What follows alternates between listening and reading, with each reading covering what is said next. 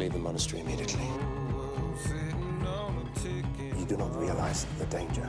You are many things, Aramis, but a monk is not one of them. And it's about to explode. Finish him! I've never felt so alive. We're adding new titles every day to our awesome collection of blockbuster movies, from Hollywood to Nollywood. Download the app and subscribe. This isn't just a streaming channel. This is a bold new world of entertainment. Arise Play, beyond streaming. Announcing the launch of MovieBox, Arise Play's content submission platform. Are you a film producer, director, or distributor looking to give your content the exposure it deserves? Then check out MovieBox today. For more information, visit moviebox.ariseplay.com.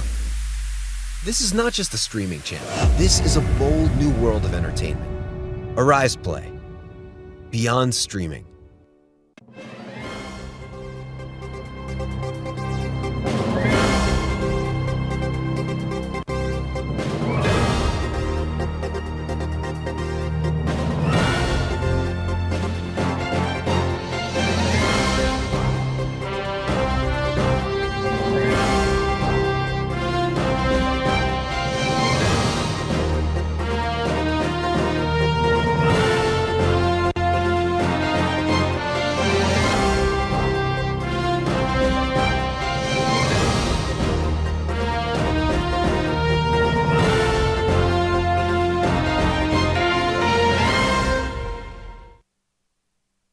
A very warm welcome to this week, 60 minutes of analytical review of the big stories, topical issues and all the controversies around the world. I'm Somna Sambu.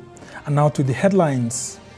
NNPC, oil marketers trade words over importation of adulterated fuel into Nigeria as long queues continue in major cities. Presidency and National Assembly probe the toxic fuel importation. Your Order 10 is unconstitutional, null, void and of no effect, Supreme Court tells President Buhari as efforts to grant full autonomy to state judiciary and legislatures suffer a big blow. United States alerts citizens to leave Ukraine as tension heightens over possible invasion by Russia any moment.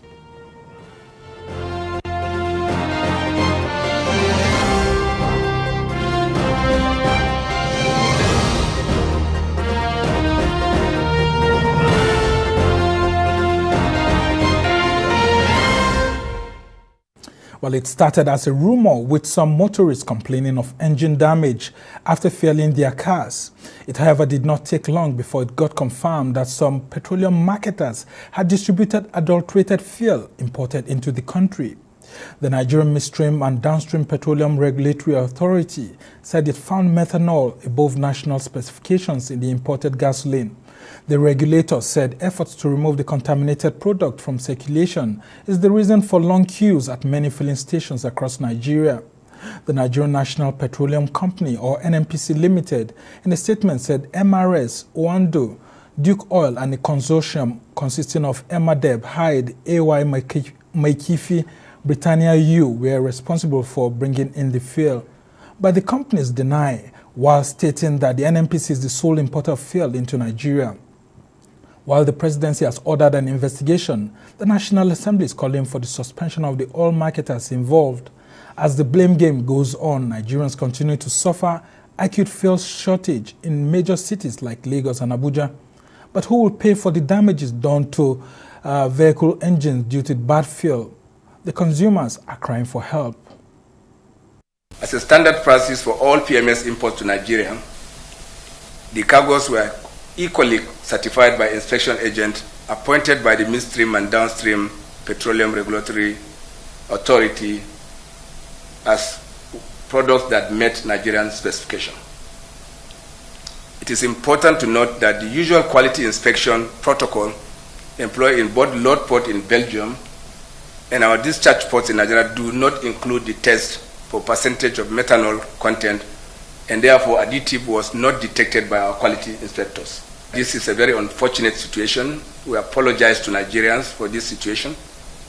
However, we assure Nigerians that we are currently sourcing additional cargoes to ensure product sufficiency, and we do not see any danger or any supply disruption in this situation. It's not fair on consumers, it's not fair on anybody, to be honest with you. I mean, this is, like I said, something that happened which is unfortunate, you know, but we are going to put all the parameters, detection parameters in place. I had a long chat with the Director General of SON, Standard Organization of Nigeria, Mr. Farouk Salim, and we have agreed also to work together towards the implementing strict compliance of this sector. I don't want to get distracted. I want to focus on the problem, to solve the problem. And luckily, we have gone a long way in trying to resolve the issue. And joining us to look at these issues is Ogbonna Ukuku, who's an investment and economic development expert, and Mark Adebayo, a civil rights activist and public affairs analyst. Gentlemen, welcome to the show. And I start with you, Ogbonna. I mean, how could we find ourselves in this huge mess? Nigeria being one of the largest producers of, crude oil and all of that, going away from not refining its crude properly to now importing bad fuel, toxic fuel that has let down so many Nigerians. Many are on the streets trying to get fuel. While they are afraid of what kind of fuel they will get, they also go around with that fear of whether the fuel will not knock down their engines. What's going on? First things first, we, just like you said, I mean, for the past over 4 decades, we've been on this issue, importing fuel, using a depleting asset, like I always say, using a depleting asset like oil to fund our budget, and these are things that we should, these are rents, income that we should reinvest, then make money from taxation to fund our budget as a nation. But be it as it may, we have found ourselves here. But it's rather very painful, because now it goes to show that when we're talking about public value for public officials, that's where I want to start from, because I mean, someone issued out this contract. From the categories of entry as a participator into this particular contract is where I actually started noticing an issue.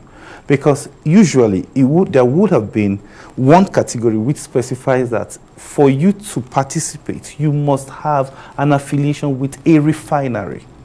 Now, with a participation, then there's a second category which says if you do volume trade on petroleum products, you can actually participate also. And then for local content purposes, there was the third category, which now brought in all other, Nigerian players into the entire transaction. Now, with that opening, it will definitely give you what would I say? It gives you that hinge that would allow for people who operate in big traders. They have these in-tank blending facilities in Antwerp, they have in Rotterdam, they have in Amsterdam. So these are the people you will now begin, when they come to play, you find such and such things happening.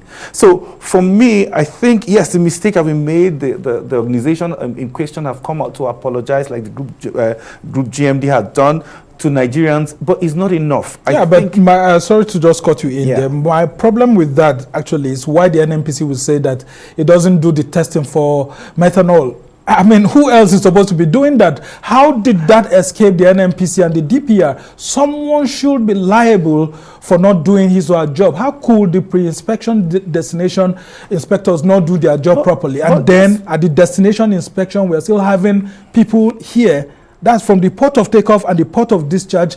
No one seems to be doing their job. Yeah, that's what I'm saying. So if it was a, I would have called it a Nigerian thing. But the port at Antwerp still said the specification meets Nigerian standard. So where is the problem? So is it that if it just happened here in Nigeria, would have said, okay, it's just a problem of Nigeria. We all have issues in Nigeria. But I mean, it also happened there at Antwerp.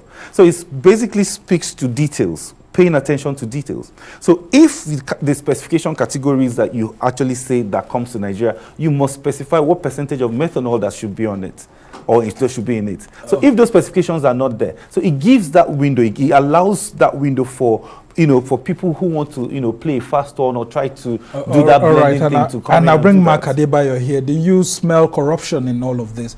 Because how could we have these inspectors, people who are supposed to safeguard the interest of Nigerians, not playing their key roles, and the presidency is just saying that, look, every regulatory authority that's supposed to do one or two things should do so. Shouldn't we have had people fired by now? I mean, that is just my position. In a country that works, where leadership is alive to responsibility, heads should have ruled by now. And now, you see, before we go into that, you see, everything about the NNPC and petroleum industry of Nigeria is shrouded in a opaqueness. It's shrouded in opaqueness. Okay, I'm concerned because this is a huge setback for the DP, direct sale, direct purchase initiative of the DPRO, the DPRO. So it's a major setback. You see, there's no sincerity on the part of the regulatory authorities. Let me tell you, it doesn't take you to be a petroleum engineer to know that this is not an issue of methanol or ethanol. You know, I saw a sample. This is a mixture of water and mud. So you don't need to. If you don't. Yeah, I mean, the color of the fuel was just looking very dirty and fact, different. It was worse than crude, direct crude. So you saw mud, you saw water. As a matter of fact, the quantum of water, according to experts, in that consignment is about 30%. So it's not about ethanol or methanol. If it was about methanol, we will not be suffering what you are suffering. Engines will not be breaking down and all these things. So there's a lot of opaqueness. And you know what? The source of the problem, because we should not take it from the top. The source of the problem is that in our inability, not inability, but our the Nigerian authorities' lack of interest in making our refineries work. You know, it was a shock. For the first audited account of the regulation, especially of the NNPC, that came out in 2020, suggested that between 2014 and 2018, a period of 5 years, Nigeria, three refineries lost or incurred a debt or lost about 60.1 trillion, about 6.1 trillion naira. That is more than the budget of 1.64 trillion naira. The refineries that are not working, they incur debts, they incur expenses, and there is no agency of government that is incurring expenses that does not incur, money into the. So they're actually incurring expenses now, without even producing anything. Let me show you with something. Dr. Emmanuel Egboga, a former special assistant to the president on petroleum matters between 2007 and 2010, said that the Kaduna refinery is a scrap. He said because it was from ab initio, it was already stipulated, it was established to be a conduit pipe of corruption. Why? Nigeria's crude is light, they call it light Brent or something. But the one that they have is heavy, is the one that is heavy that is produced in Venezuela. So you have to import from Venezuela for the Kaduna refinery to be able to work. To refine. Very, very quickly, before we go on this break, do you foresee further truth coming out of these investigations that has been ordered by the presidency and even the National Assembly saying that it's about to probe? Or do you think this will just die a natural death? No, it won't die a natural death because whether you like it or not, this is a slap on the government, and then nobody will sit back and allow this kind of thing happen because somebody refused to do their job. You know, I foresee a situation where people, like everybody keeps saying, that heads will roll. It will come to a point where those who actually participated, those who actually aided this negligence, will be made to answer for it. Even if they are not, even if they don't get sacked, at least they should be made they should get punished somehow, even if it's to take monies from their pockets or withdraw their salaries for some months to make sure that this kind of thing does not happen anymore. The difference between we and developed countries is simply just because some people have described this as economic sabotage. There are lots of Nigerians whose engines are broken. We'll talk about that when we come back from the break. We'll now go on this short break. When we return, the conversation continues. Stay with us.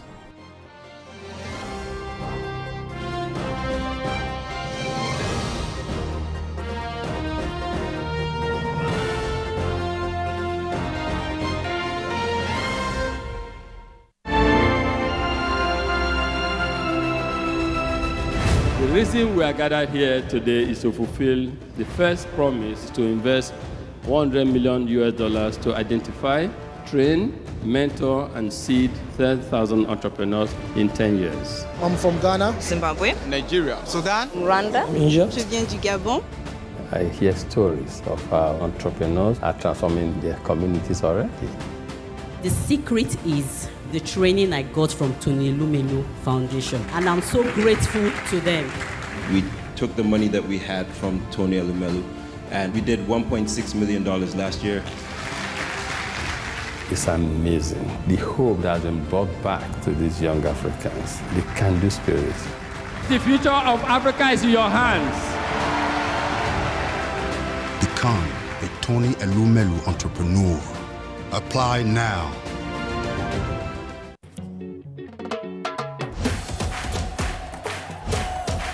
Illegal bushmeat is on sale in our cities, risking extinction and our health.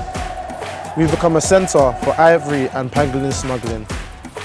So please report wildlife crime and say no to illegal bushmeat.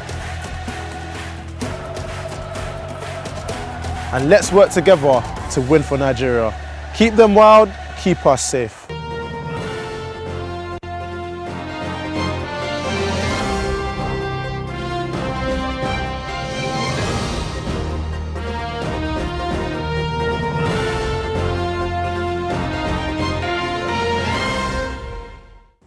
Welcome back. You're still watching This Week, and I'm Sumner Sambo, and we've been taking a critical look at this issue of adulterated fuel imported into Nigeria. And I have with me Ogbonna Ukuku, who's an investment and expert and also an economist, and then I have Mark Adebayo, who's a civil rights campaigner. And we go back to you, Ogbonna. You were talking about those issues. My major focus right now is on what the NNPC said, that it's going to sanction these companies that imported. Isn't NNPC the sole importer of fuel into Nigeria? Shouldn't it be the one actually taking the flag? Why are we seeing NNPC shifting the blame to these companies? Those are the part of the things that an investigation will actually show, because the consortium is saying no, it was NNPC, the Duke Oil, that imported this particular, which is an arm of NNPC that imported this product. So these things are not difficult to find. These are simple things that investigation will bring out. But for me, all the issues surrounding taking care of making sure that this kind of thing does not happen anymore is just making people be able to take responsibility. When is your job to do something? You're getting paid. Taxpayers' money are being paid to you to do your job. You make sure you do your job. Because statistics have shown we spend over 33.3% of our annual budget servicing people, 0.1% of people who work for the government. So that means every year the government is still the largest employer, and then they are failing us. If you're paying that kind of wonder, Mark, where is the role of the Standards Organization of Nigeria? I mean, shouldn't all of these agencies, when you go to the ports, you see many of all these agencies, yet we are having bad fuel being sold to Nigerians? Shouldn't something have been detected? And what's the punishment that should go for all these agencies that are in the ports that didn't play their role? Yeah, I'm not as optimistic as Ukuku that somebody said will roll for this. I mean, we don't have that kind of culture in Nigeria. Nigerians don't have a culture of resigning. You mean under a Buhari presidency, we wouldn't see heads from independence? People don't get fired for misconduct. People don't get fired even for corruption. Well, Buhari says the system should take its way. He doesn't want to look like he's interfering with it. He has to interfere. As the president, he has the power of hire and fire. He has to fire people that are competent that he has hired. That is, the buck stops at his table. He cannot pass the buck. NNPC can pass the buck, MRS, anybody can, but the president cannot. This is his government, and it is his government that is being run. So we should blame the government for this. The government is okay. Let's go back to 2008. This thing is not just happening. It's not the first, second, third, fifth time that is happening. In 2008, in our recent memory, this type of adulterated fuel was imported to the country. Some companies were sanctioned and were banned from bringing fuel into Nigeria. The House of Representatives stepped in then, and then some of these firms were banned from bringing oil into Nigeria. Now, out of the names that are, of the companies that are being reeled out by the NNPC that brought fuel into this country, the companies are there. These companies that were who unbanned them? Where were they unbanned? If there is no corruption, if people are not shrouding things in secrecy, how should we have companies that have been identified and banned? In Switzerland, where they are domiciled, these same companies were fined $100 million in 2007, 2009 for doing what? For importing harmful fuel into the Congo and the Africa Coast and Sierra Leone. And it's still going on. Which means there's an international red alert on these companies. But who now went and contracted these companies that have been banned by the Nigerian government? Who contracted them? Now, I want us to talk about the consumers now. No, so before we go there, sorry. Okay. I actually wanted us to, look at, solutions Yeah, let's look at solutions. Because that's if, for example, if Duke Oil is not rocket science, because like I said, if we had a country-to-country agreement or a refinery-to-country agreement, all these things won't be. Yeah, but those things are contained in the Petroleum Industry Act passed now, so, which is just being implemented right now. But let's talk about consumers now. Who pays for the consumers that lose their engines? I mean, vehicles have been driving within Abuja, and before you know, after 3 or 4 kilometers, you will see a vehicle broken down on the road. It means something is actually going wrong. Now, this is where bonds have to be, there has to be a cash call on some bonds that were, these are huge transactions that insurance and, there are a lot of insurance coverage. And there has to be, like all the inspectors, they have to now pay because, I mean, you've been receiving money from NNPC all these years. So it's time for, if something you certified is now harmful, there has to be a penalty. So we have to go into all those agreements to see what are the penalties they are all supposed to pay. So these are the monies that should come back, and somehow there has to be an independent committee set up to find out, to receive some of these complaints. If there are, verifiable people who have been injured by this. Yeah, I mean, they should if you are saying that if they can take their vehicles to that sort of committee and it is established that their vehicles got broken down or the engines got bad because of that fuel, then they should be with evidence too that you bought the fuel from. Because I mean, we don't have a culture of collecting receipts. Taking receipts and all. It also brings us, just before I come to you, Mark, I also want you to talk about the economic damage, the economic implication of this bad fuel imported. How has this grounded Nigeria's economy within the last 2 weeks that we've had this? I can't put figure to it immediately, but I mean, whether we like it or not, a major part of this economy is movement of goods and services. So as soon as you begin to have fuel queues, it immediately begins to affect the movement of goods and services. So, I mean, if that happens, you are going to have a drop in productivity, and that would generally affect the income of the nation and income of individuals. All right, Mark, I also wanted you to talk about how people can actually, whose vehicle cars have been damaged by this can make some presentation to government and actually receive some succor or if definitely anything. There must be compensation for people. We shouldn't make it cumbersome. People drive into committees, take a car that has been broken down, you can't take it to any committee. You understand? What is important for you to know the point where you bought your fuel.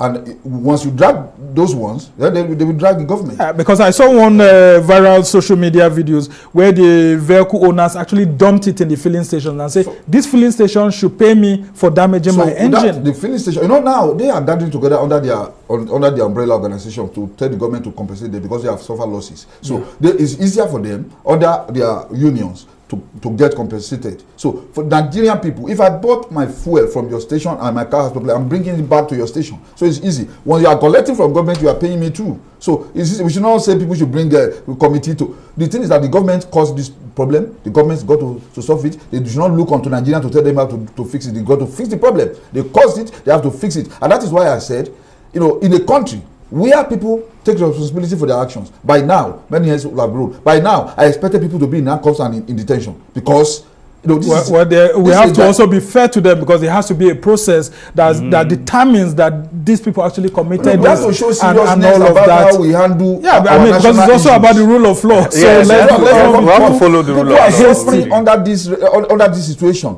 and Nigerians must see action on the part of government that yes, we are being protected, our interests are being protected, and people are being made to be responsible. Okay, what happens that when people are told that you have been this thing that happens, step aside.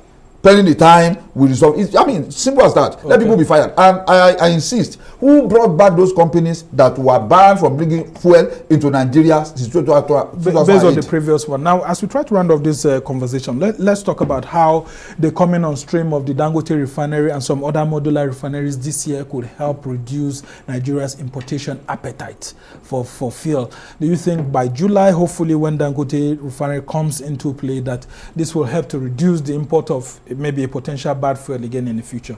Yeah, definitely. I mean, because when you have a big player, in a particular sector, there's always a shift in the way business is done within that ecosystem.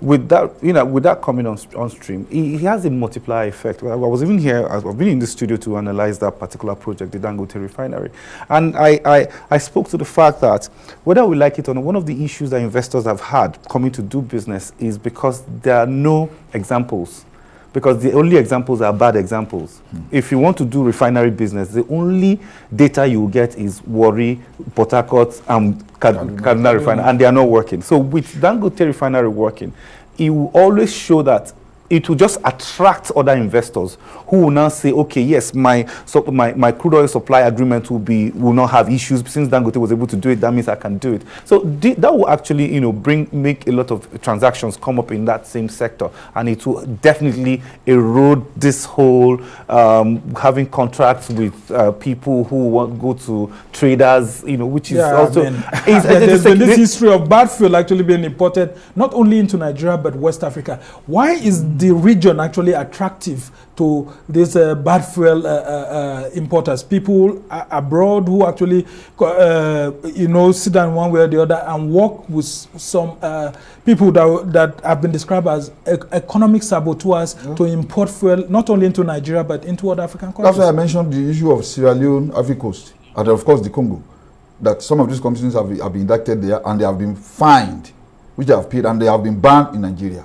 You see, the thing is that they look down on us. It's because of the interconnectivity of corruption enterprise, of the people that are in charge of managing our resources, people that are in charge. So they believe that our people are easier to compromise. Right. That is why they bring in those products to us. And they look at us as lesser human beings. Because when you negotiate with international fraudsters to bring something that will harm your own people, you are worse than the Boko Haram. Yeah, you're not patriotic. Well, at all, Thank absolutely. you so much, Mark Adebayo. You will still be staying with us, but we'll have to thank you now. Ogbonna Okuku for joining us. You're an investment expert and economist. We'll go on this short break. When we return, we'll be talking about President Muhammadu Buhari's effort to give autonomy to state legislatures and judiciary, which has now hit a brick wall as the Supreme Court declares it unconstitutional. Stay with us.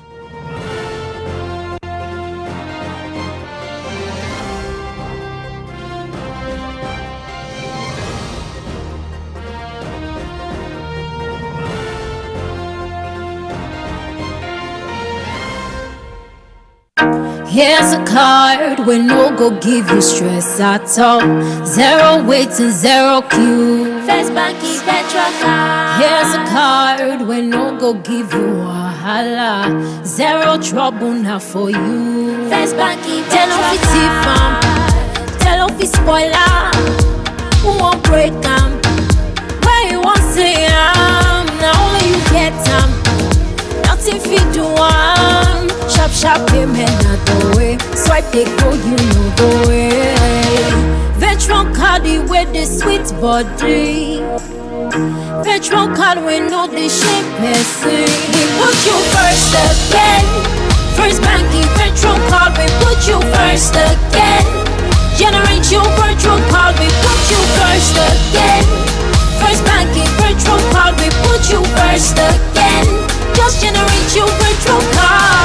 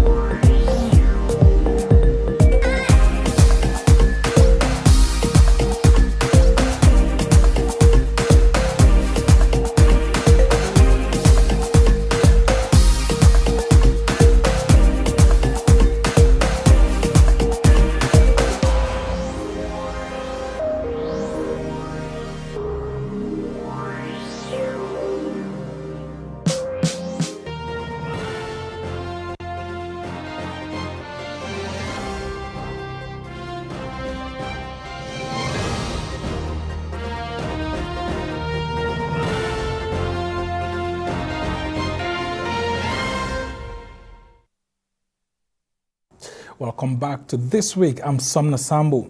Now, the Supreme Court has declared the Executive Order 10, which President Muhammadu Buhari issued on the funding of state judiciary and legislature, illegal. The Apex Court, in a split decision by a 7-man panel led by Justice Mohammed Dettijo, held that President Buhari acted beyond his statutory powers. Buhari had issued the order last year to protect the legislative and judicial arms of state governments from the excesses of state governors in terms of funding. But the Apex Court held that Executive Order 10 was inconsistent with the 1999 Constitution and therefore unconstitutional, illegal, null, void, and of no effect. The Apex Court also dismissed the 66 billion naira suit filed by the state governors against the federal government. Now, lawyers are already divided over the Supreme Court judgment. While some say this will further tie the two arms of government to the apron strings of state governors, other lawyers say Order 10 was not necessary to effect the autonomy, so to say, of state legislatures and judiciary. Well, I'm having a senior advocate of Nigeria joining me now. He's Abdul Muhammad, who is also a renowned lawyer. Thanks so much for joining us here. And let's talk about the impact of this judgment. I mean, a lot of Nigerians are shocked. I mean, they were like, President Buhari was just trying to help the state legislatures and the judiciary, and here we have the Supreme Court looking like it's trying to stifle what looks like an autonomy. While other of your lawyers are saying that, look, this autonomy is inherent with the state being independent. So what's going on here, I mean? Well, you see, I think what the Supreme Court just did was to reiterate the static walls of separation of powers, such that, you know, we do not allow a member of the federal executive come to interfere with the manner in which members or the different arms of government in the state levels are operated. So you don't have a situation where the president, who is the head of the federal executive body, coming to dictate to the next level, which is the state governments, how to run their own government. So because we are in a federal system, what the Supreme Court just did was to restate the principle of federalism, to say each levels of government should be independent of each in the manner in which they are being run.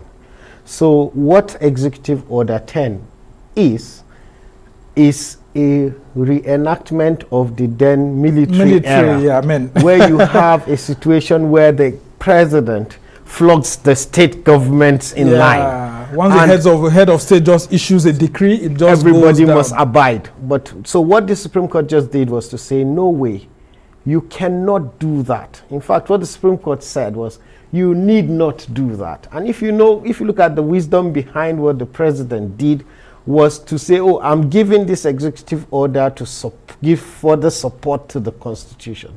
So the Supreme Court is saying, you do not need any other instrument to support the Constitution. Otherwise, he acted ultra-vires the Constitution. But let's look at the flip side. Yes. Now here you have state governors depriving the state arm of the judiciary and state houses of assembly the opportunity to get their funding, just like the federal judiciary gets, you know, direct first line charge and all of that. And that is stifling the function of the judiciary and the state houses of assembly at the state level.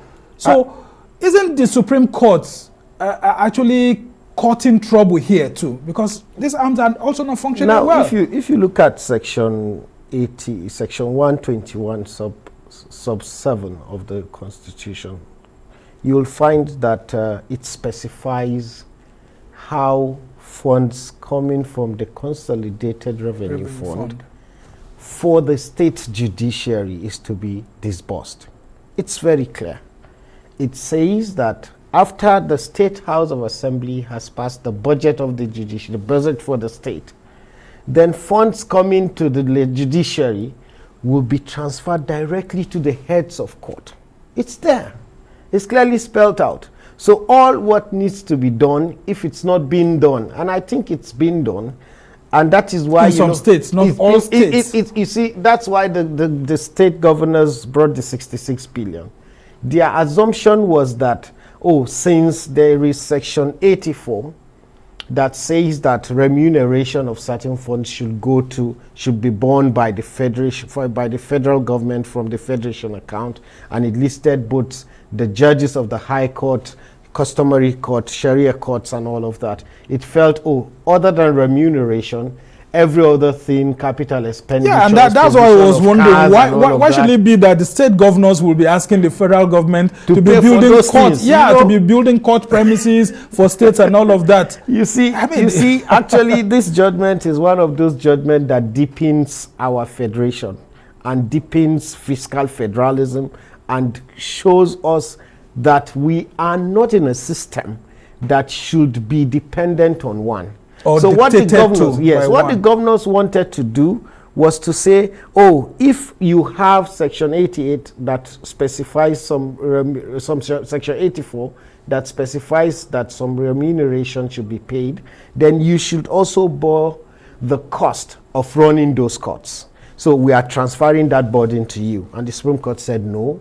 Just like the president cannot order that funds that should go to state for the states to disburse should not be regulated. That way you cannot also transfer the cost of running your courts. So you have to bear your the federation. So you will carry your cross by ensuring that if you want courthouses, you build them. If you want vehicles for your judges, you buy them. If you want anything for your judges, you do.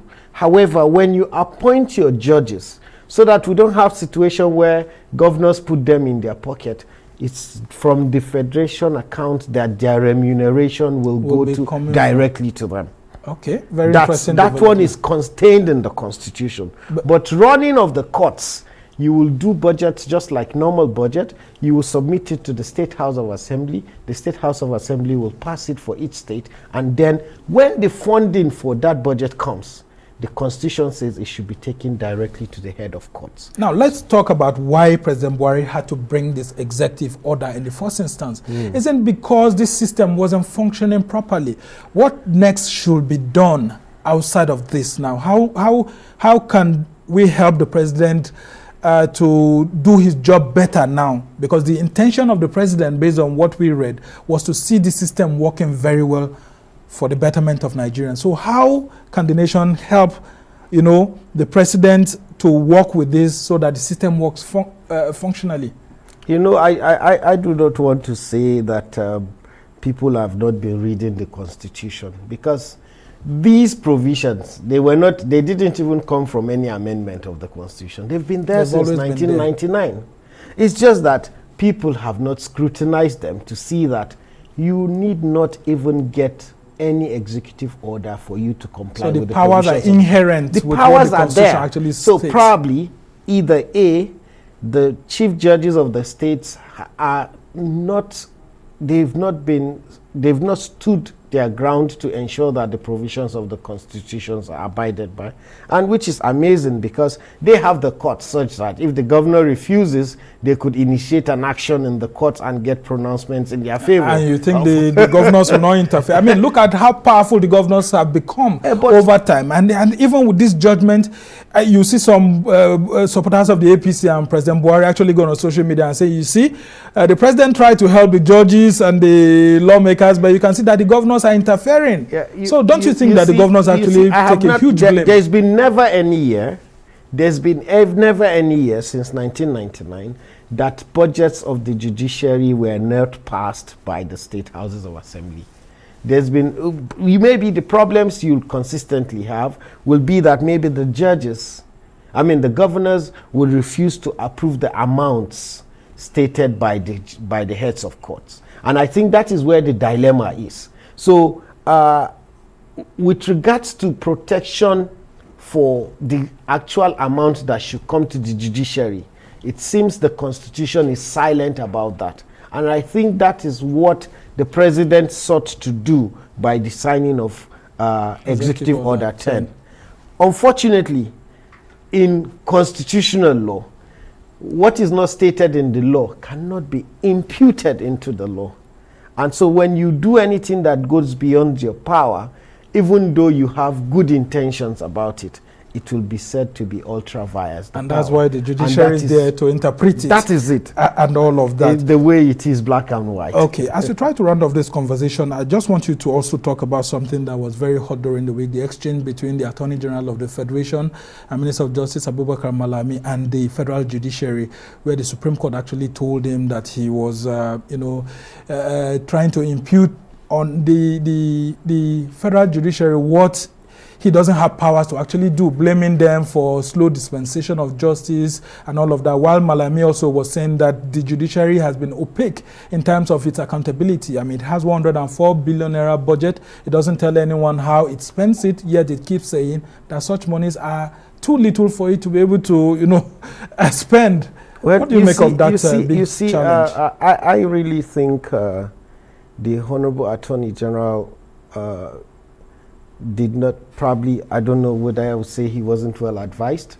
The Honorable Attorney General, maybe if he looks at the workings of the judiciary, he will find that the judiciary is really working tirelessly to make sure that we get justice. But they are not enough.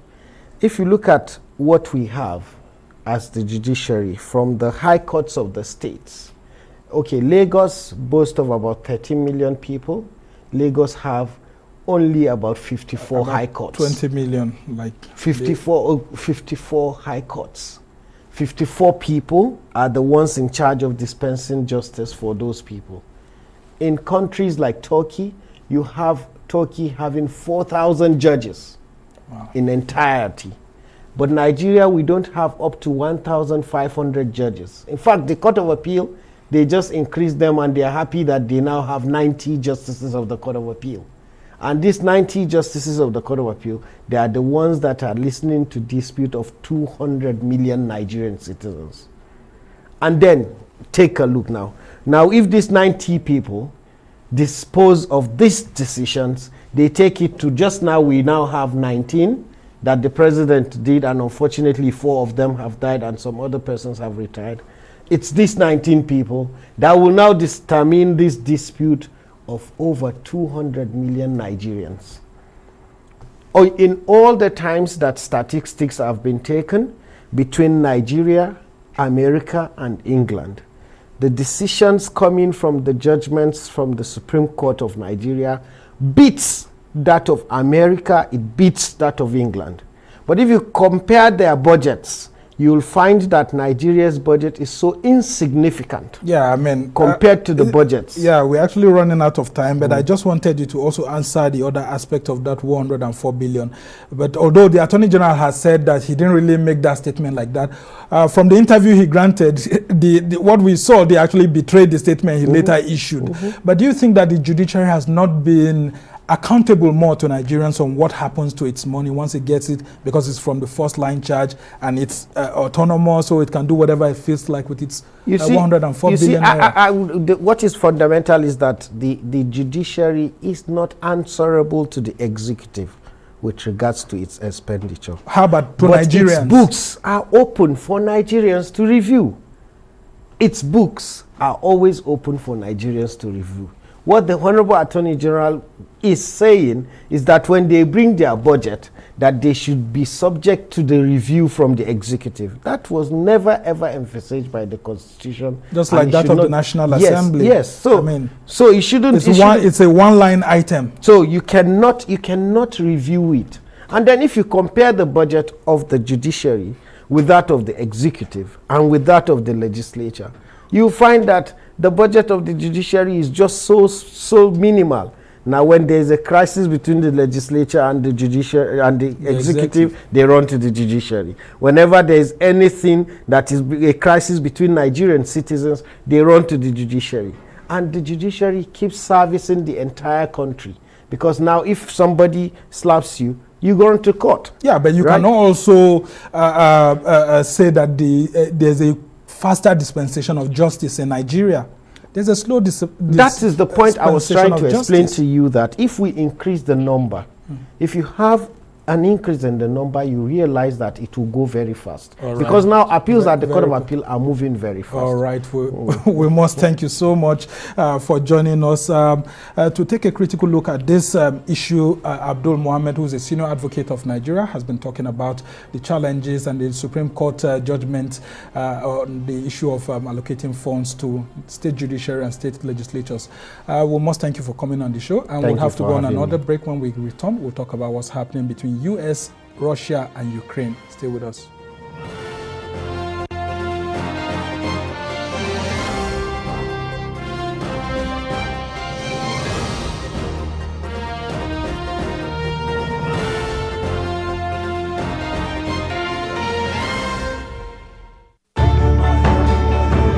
As you adjust to the new realities for operating your business and engaging with your customers, let us help you transform your business into a digital powerhouse capable of adapting and taking advantage of today's opportunities. With our best-in-class array of digital solutions, you can conduct your business, receive payments from your customers, and perform transactions quickly, safely, and conveniently, because we've got you covered with the right people, technology, and service offerings.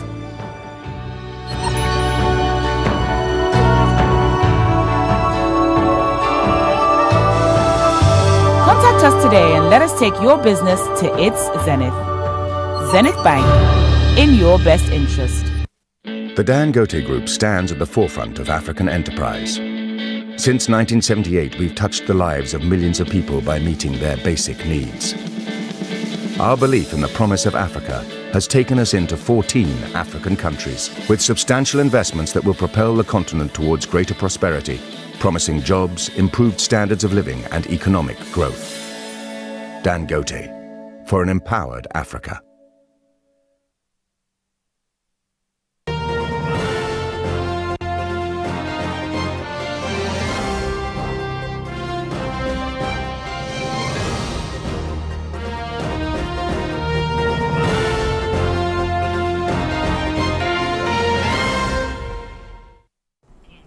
Welcome back to the show. I'm Somna Sambo and you're watching This Week on Arise News.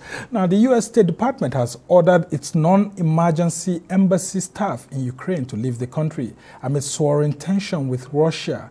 President Joe Biden is set to speak with his Russian counterpart Vladimir Putin on Saturday after the U.S. warned that a Russian invasion of Ukraine could begin in days. The United States warned its nationals about a possible Russian invasion of Ukraine, saying it could take place within days. White House National Security Advisor Jake Sullivan instructed Americans in Ukraine to leave within the next 48 hours. The UK, Latvia, Norway, Israel, and some other countries are also urging their citizens to leave. The EU says it will also evacuate its staff from Ukraine. Fears of war remain heightened as diplomatic efforts to ease tension fails, while Russia keeps more than 100,000 troops stationed near Ukraine and carries out military exercises in Belarus. Moscow is accusing NATO of using the crisis as a pretext for increasing its military presence near Russia's borders.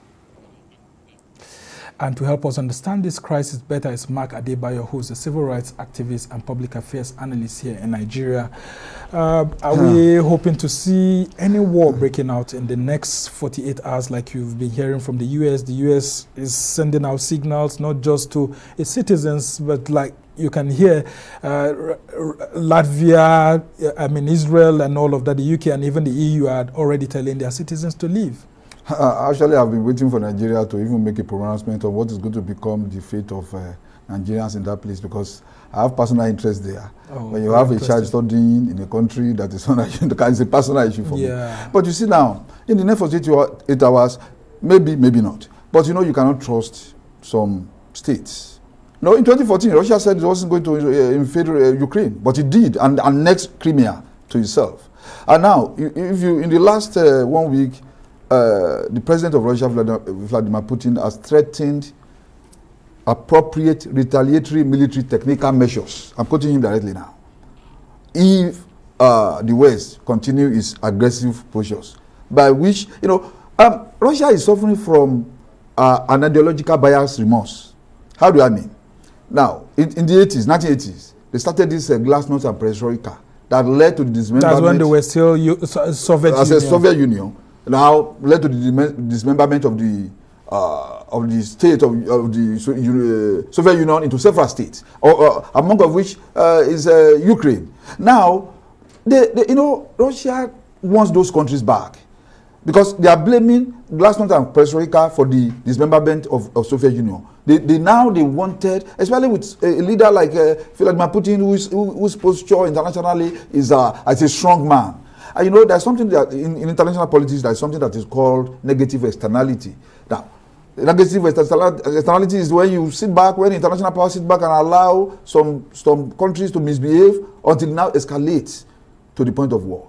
Now, the deputy foreign minister of Russia came out to say that what is happening, that the situation now can be compared, is comparable to the 1962 Cuban Missile Crisis, where the Soviet Union and America almost came to a nuclear, war. And So, all of that. and if we are hearing that, we must know that there's something is very wrong, and the situation is highly volatile and could escalate at any moment. Yeah. And when you say you are not going to invade, you amass 100,000 troops at the border. They've been there. They have been undergoing trainings in Belarus and all of that. But Moscow is now accusing NATO of using the crisis as a pretext for increasing its military presence near Russia's borders, because they are saying they don't want the West close to Russia's borders.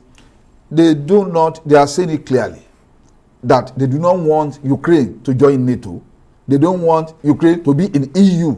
You understand? That is why they are still treating Ukraine as a vassal state to Russia, dictating what it could do internationally, how it could behave internationally. And not only Ukraine, I mean, look at all those other countries that are around there. Even the ones that are in NATO right now, Russia just keeps saying that you have to come back to the old Soviet Union. Look, sincerely speaking, what Vladimir Putin is after is to bring back all those countries into rebirth. And that's what the West is saying, that it can hardly happen. So that's what they are looking for. You can't see that happening. I mean, Soviet Union is gone for good. You cannot force some of these countries because, I mean, they are members of the United Nations, and then they have the opportunity to actually decide their freedom.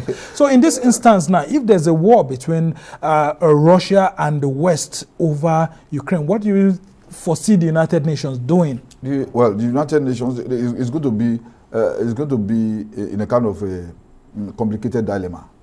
You understand? Of course, because these are the same superpowers that control the UN Security Council. And then we are under the threat of a thermonuclear, breakdown, which is not going to be good for anybody.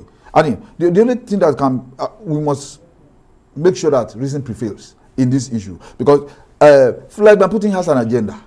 And is determined, and with character and his pedigree, you know that he has a unidirectional action when he is looking for something. So that's what he's going to do. America, the amassing of troops, America and his allies and his NATO allies have to make a clear statement that we are not going to tolerate you misbehaving in Ukraine. If you attack Ukraine, we are going to intervene militarily in a decisive manner. And that is the only thing that I believe can be a preventive measure to Russia, because most of the times, Russia, exploits weaknesses of American rulers, American president leaders to misbehave in some ways. You understand? But Joe Biden has shown clearly that he's not going to tolerate that. He's not going to tolerate any kind of. Well, he's not a Trump. He's not Donald Trump. So okay. That is that. But let's look at if Russia is not doing this because it has a sort of pact and support from China, because China has just been quiet, and we've seen the closeness between Russia and China. Do you think that is also giving Vladimir Putin the confidence to want to say, look, even if you and NATO want to invade me, I have China behind my back?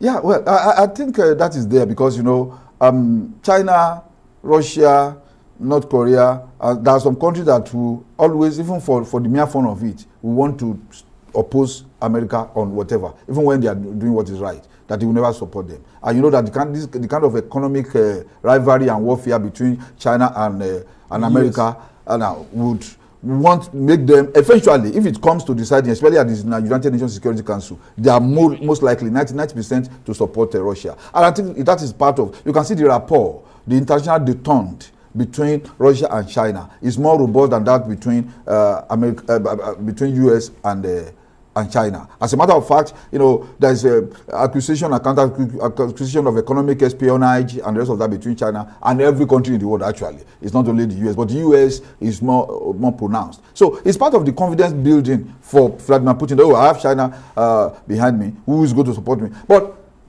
I doubt very much. Going through international history, it is far-fetched that China will be willing to put boots on the ground in defense of as we try to round off this conversation, if there's a war that's ongoing, why should the rest of the world be afraid, especially when it has to do with nuclear missiles and all of that?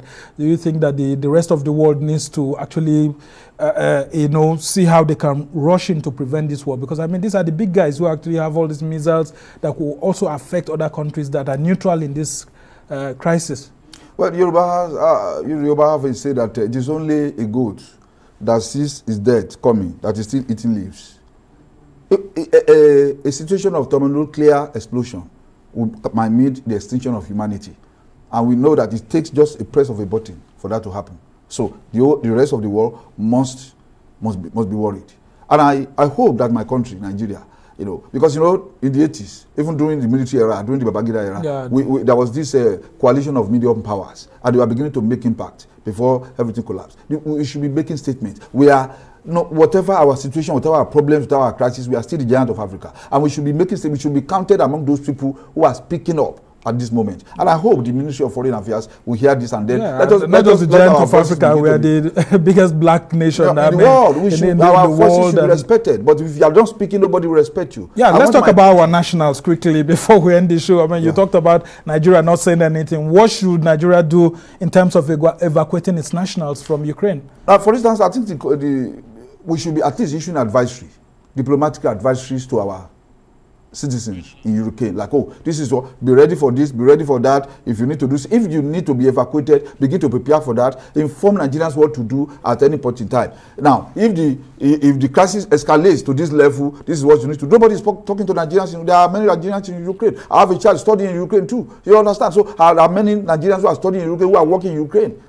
So Nigeria should be concerned and should be talking. Should not keep quiet. We should also begin to show ourselves that we are a major player, especially in the non-aligned movement where we used to belong to in those days. Mark Adebayo, we must thank you so much. You're a civil rights campaigner in Nigeria here, and we've been talking about the crisis in Ukraine and the potential of a war between Russia, the US, and NATO. Well, that's how it's been for this edition of This Week from me and the entire team here in Abuja. Goodbye, and thank you for watching. I'm Sumner Sambo.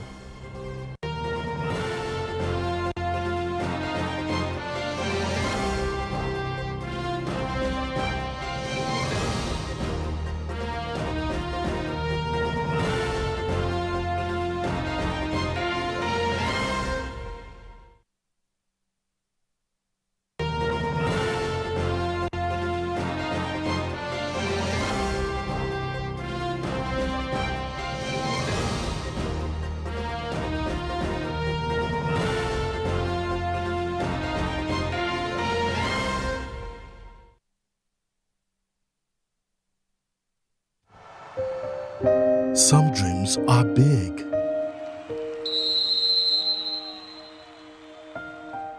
Some dreams are small.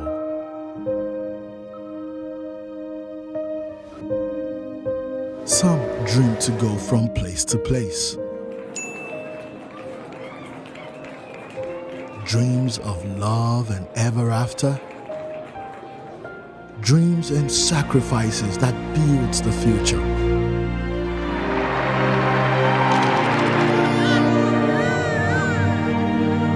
Whatever the dream or step or journey, you can do more with a partner that cares about your dreams. Access, more than banking. Everybody want enjoy, everybody want in love, everybody want to glow, nobody want carry love, everybody want joy, who don't like it better, and if you wanna talk to mommy, 7, if you wanna top your credit, 7, if you wanna run on time, 7, if you want plenty data, 7, if you wanna go do 7.